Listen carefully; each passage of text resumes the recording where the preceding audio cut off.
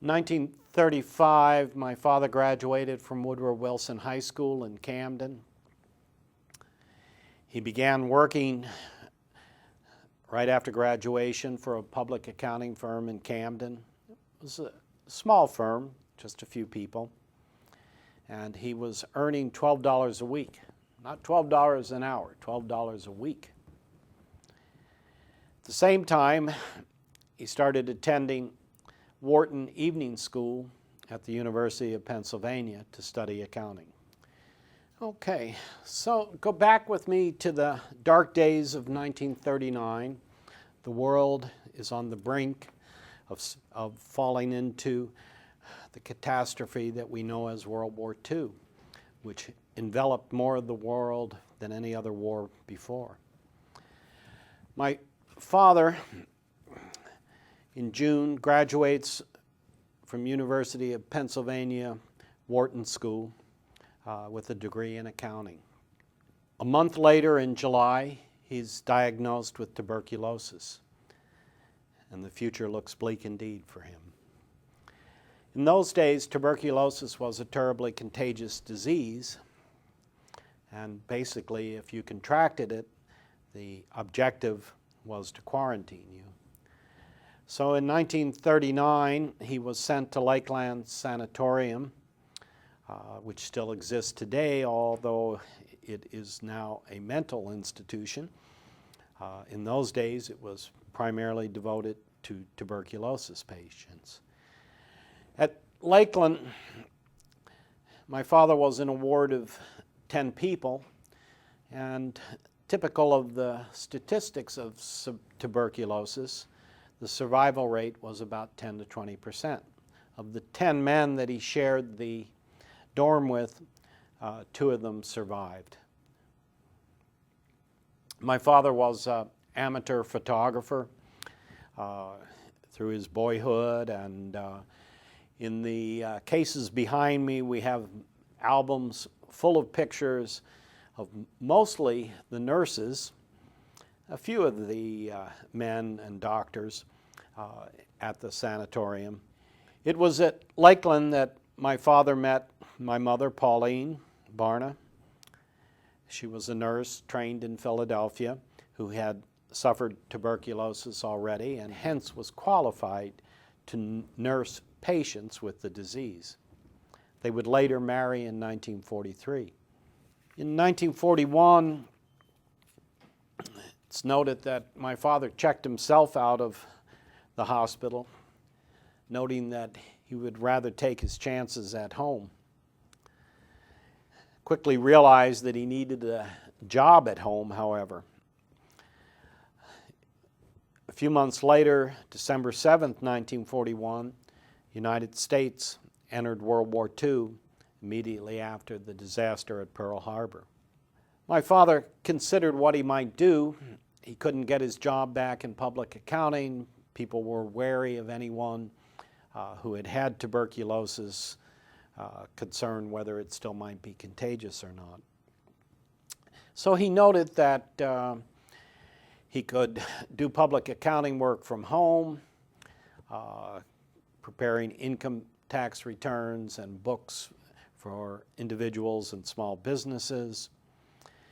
But he also had a friend at Frankfurt Arsenal who knew that he knew something about lenses. They called upon him and said, "Norman, we have a job for you, a job you can do at home, because we really don't want you in the arsenal here working."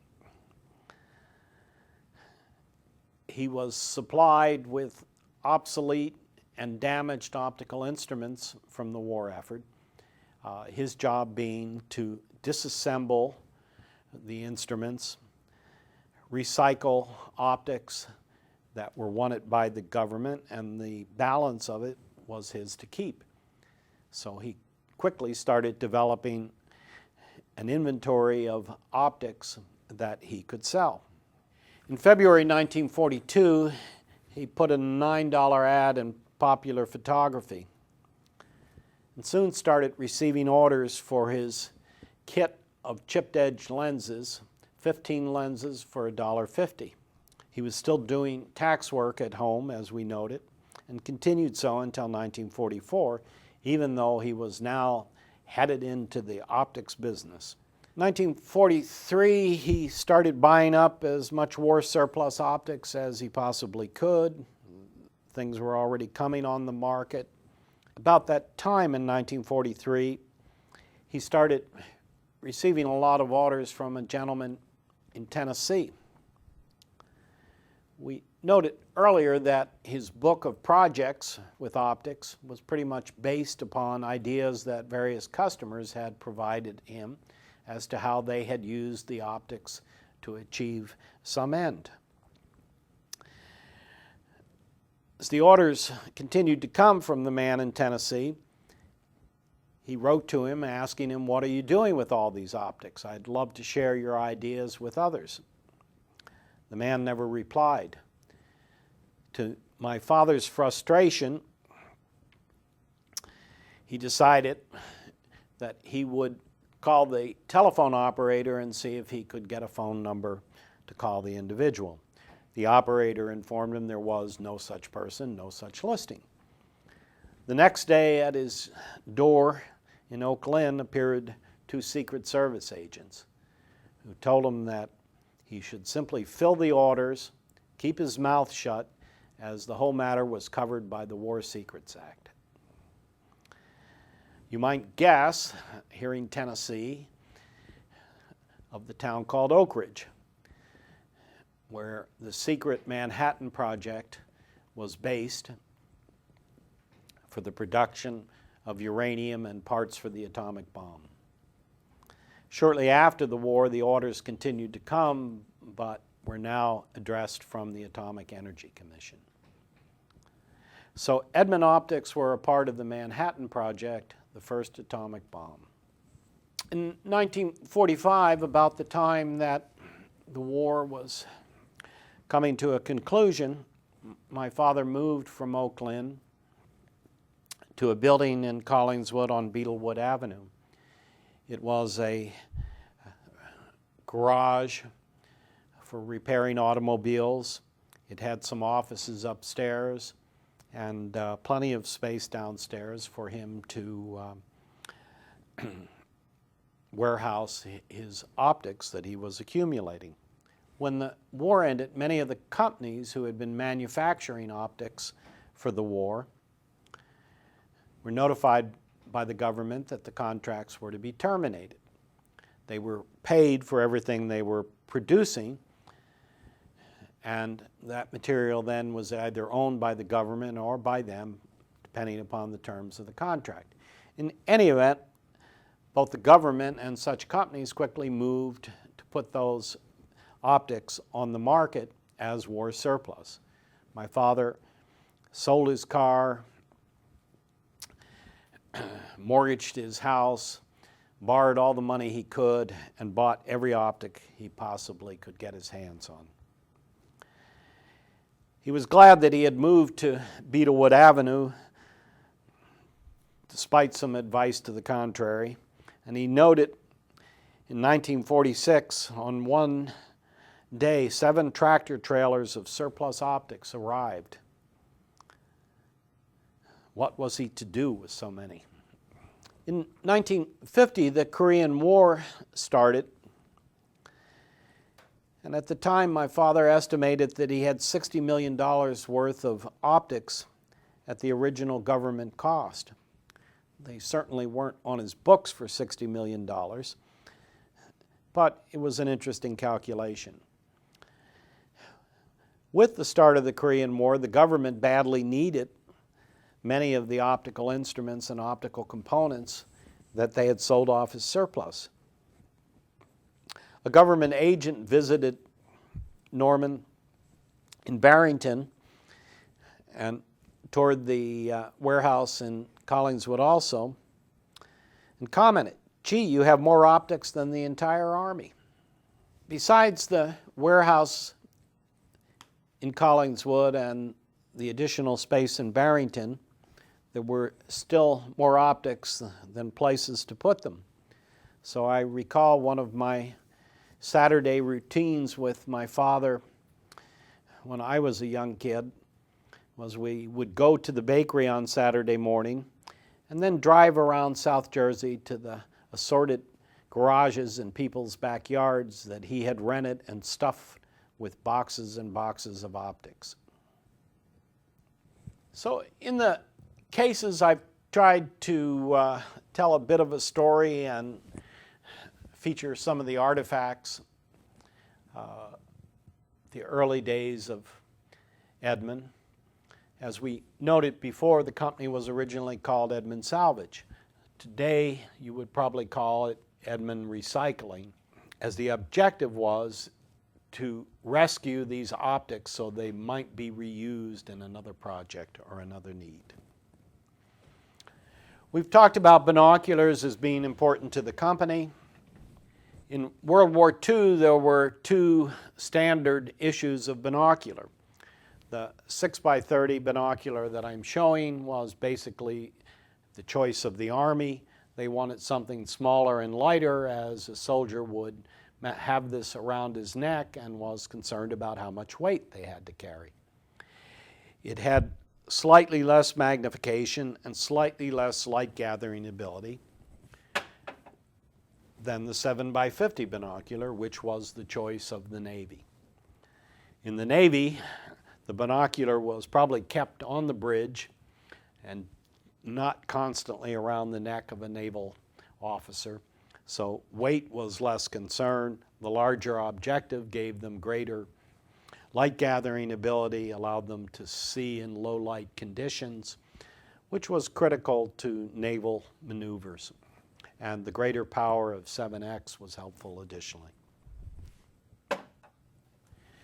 In the cases, we have many devices such as this M62 elbow telescope. Basically, most of the elbow telescopes were fire acquisition or targeting devices that went onto artillery pieces. There's many different styles, shapes, depending upon the howitzer or field cannon. We spoke earlier about the atomic bomb project and the fact that Edmund lenses were involved. After the war, an individual who had been involved in the first test site in New Mexico, in Alamogordo, contacted my father and asked if he might be interested in some trinitite. When that first atomic bomb was exploded in the desert, which is primarily sand, sand being the principal material of glass, the desert virtually turned into glass. And while it's not transparent glass, it's a glass-like substance, and what we have in the case here are some small samples of it. It's slightly radioactive.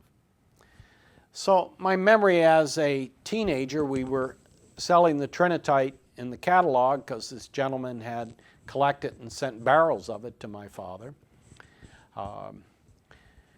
I was called into his office. I was working during the summer. He said, "There's some federal agents here. I want you to sit in on this for the experience." So I went back to the office. There were some men in black suits, black ties, white shirts, kind of scary to me as a teenager. And they said, "Well, this trinitite, we're going to have to confiscate it from you because that was really government property and the man who provided it to you really did not have permission to collect it. Besides, it's radioactive." Now that would scare anybody. But the agent pulled out a Geiger counter, extended his wrist, ran the Geiger counter over the watch, and it went beep, beep, beep, beep. Then he took a handful of trinitite, ran the Geiger counter over it, and it went beep, beep, beep. So the point was, his watch was more radioactive than the trinitite. So it's not that it was a danger to anyone, but the government was concerned what public opinion might be regarding the material. I mentioned the garages that I visited with my father to look at assorted inventory. I can recall one of them stuffed with crates, each one holding a Norden bomb sight. The Norden bomb sight was critical to the success of the Allies in the air war in Europe. So prior to the Norden bomb sight, the problem was that the British and American bombers, to accurately hit the targets, had to fly at a relatively low elevation, had to fly at a relatively low altitude. This made them an easy target for German flak. So think of a flak gun, much like a shotgun, puts a dispersed pattern of metal in the air, and it's very deadly to aircraft, which are somewhat fragile. So losses in the bomber raids were as much as 50%, which was catastrophic and not sustainable over time. Norden, who worked for Sperry Rand in New York, developed this bomb sight, which is a combination of optics and basically what we would call a mechanical computer. So mechanical computer is not something most young people understand, but think of a slide rule and you can accomplish the same purpose with gears and mechanisms to achieve the calculations. So the Norden bomb sight allowed the aircraft to fly above the flak, yet to be able to target and accurately hit the sites in Germany and throughout Europe. Something that you might not realize after watching war movies such as 12 O'Clock High was just how important and how secret the Norden bomb sight was. Reality was that the Norden bomb sight was the last item to be placed on an aircraft before it took off, and it was brought to the aircraft by 2 armed guards. More importantly, and not shown in the movies, is that when the aircraft landed, before anyone could exit the plane, before any of the wounded could be removed from a plane, that same armed guard had to come to the aircraft, remove the bomb sight, vacate the area, then the crew could be unloaded.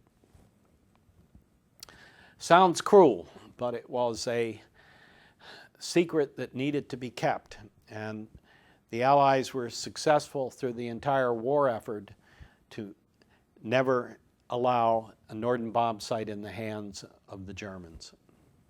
We mentioned binoculars and the contract terminations. So right after the war, there was a company in New York who had produced binoculars for the war effort, Anchor Optical. And we have a plaque here. They were qualified by the United States Marine Corps in 1943 for production of binoculars. Beautiful brass plaque that we presume they mounted on their front door, perhaps. At the end of the war, the company decided to close, and my father bought the company name as well as all of the remaining parts and binoculars, and that's what really put him in the binocular business. We have many examples in the case of how my father and his engineers cleverly used war surplus items to make other products for market. So we have a stereo microscope up here, and if you look closely at it, you'll notice that the 2 eyepieces and upper assembly are basically 6x30 binocular bodies. Combined with some objective lenses, you now have a stereo microscope. Over here, we have what was a gun sight that converted with a different eyepiece and objective became an inspection microscope. In 1957, when the Russians launched Sputnik, my father was able to rush to market the satellite scope. I say rush to market because he had all the parts on hand that he needed, the mirror being a war surplus item, the insides of the telescope body and objective lens all being war surplus items, and the eyepiece being a surplus item. Put together, it was a scope that you could sit at a table and watch Sputnik cross the sky. So in the 60s, our President Kennedy challenged the American people to put a man on the moon. And the public in general very much got behind that project and was very proud that we were able to accomplish it. The first landing on the moon, Apollo 11, had a black and white camera, and the first pictures from the moon, hence, were all black and white. When Apollo 12 was preparing to launch, the government had hired Westinghouse to produce a color camera so that they might send back color pictures from the moon this time. At the last minute, the engineers at Westinghouse discovered that this camera was not going to work, and panic ensued amongst the group. One of the engineers, however, who had pointed out the problem, was quick to produce the solution. He said, "There's a company, Edmund Scientific. They have just the lens that we need to correct this in the catalog. And on top of that, it's only 95 cents. They bought 3 of them, big spenders. So an Edmund lens went to the moon on the Apollo 12 mission and helped send back the color pictures. When Fred Schott, the engineer, retired from Westinghouse, they gave him at his retirement dinner back the 95-cent lens mounted that had gone to the moon. Fred contacted me, said for a small contribution to his retirement fund that he would send the lens back to its original source, and hence we have the lens that went to the moon in our case. I mentioned earlier that my father got the opportunity to be in this business because of his association with people at the Frankfurt Arsenal. So Frankfurt Arsenal was a major supplier of optics for the war effort. As war approached, Dr. Rank, who was a professor of optics at Penn State,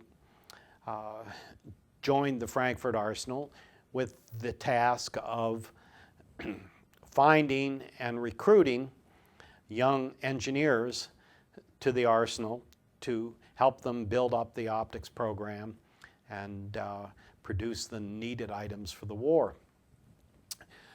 One of those young engineers, who was a junior at University of Louisiana, was John Plummer.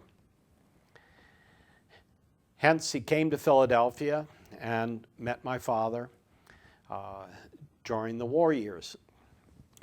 After the war, John started his own business producing optics, first in Philadelphia, and then some years later he moved to Pennsburg.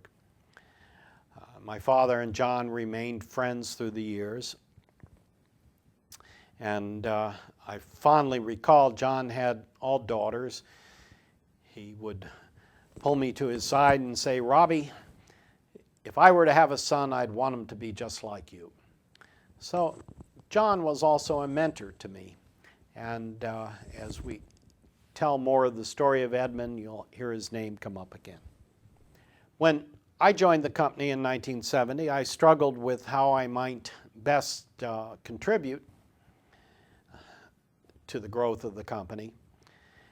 And liking optics, I thought one of the things we might do would be improve upon our line of telescopes. I met a professor from Princeton Day School, and I stress the day because he was an astronomy professor, and he found it difficult teaching astronomy when you had no night sky to share with the students. Norm Sperling suggested that we should develop a telescope that his students could take home with them and not destroy. So the specifications were that it had to be a closed system, that it had to be kid-proof, that it could be dropped from a height of 3 feet without breaking or losing collimation. The end product was the Astroscan.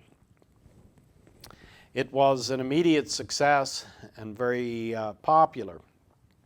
My problem at the time in preparing for the introduction of the telescope was that we needed mirrors. Our mirror manufacturer in Pennsylvania had recently suffered water damage when the Susquehanna River flooded his factory. So we were in a bit of a panic as to how we were going to provide mirrors for the telescope. I visited John Plummer and asked if he would manufacture them for us. John said, "That's not a business I want to be in, but I'll help you. We'll teach you how to do it." So he lent me Dr. Rank, who came to Barrington and helped us set up our first optics manufacturing on what was the back porch of the building, or loading dock at the time. We simply enclosed it and set up some generation, grinding and polishing equipment and started producing 4¼ inch parabolic mirrors for the Astroscan. John Plummer plays into the story again when in the 1980s I had realized that the best chance of the company surviving was to focus again on optics. I looked at what our competitors at the time were offering and came up with the concept that we should offer a series, or a matrix, better said, of TechSpec lenses. I approached John Plummer with the idea and said, "Are these products you can make for us?" He was intrigued with the idea, and knowing that finances were tight for us at the time, he offered and said, "Not only will I make them for you, but I'll finance the deal for you. I'll make them, you take them, when you sell them you can pay me." TechSpec lenses were a fairly immediate success, and within 2 years we were able to return to more normal terms of business between Plummer and Edmund. But John was very helpful to me indeed in launching the TechSpec line. John Plummer also was the person who introduced me to Saito Optics in Japan. Tomiji Saito had a family business in Akita, Japan, producing optics, which Plummer bought, and John suggested that we might deal directly with them rather than through him, which was again a kind gesture on his part. So fairly soon after that, Saito began producing all of the TechSpec lenses for Edmund, and we became a major customer for him, and Edmund depended heavily upon Saito. That relationship continued over many years. When Tomiji Saito died in 2004, his family struggled to keep the business alive. It was a critical problem for Edmund, since they were a major supplier to us, and were they to fail, we would be in quite a jam. So a decision was required. It was move to another supplier, or make them ourselves, which didn't look promising at the time, or invest in the Saito company. Luckily, the Saito family was willing to sell their company to Edmund, and hence we have Edmund Optics Japan today, a very successful operation that continues to contribute to the success of Edmund and the needs of our customers.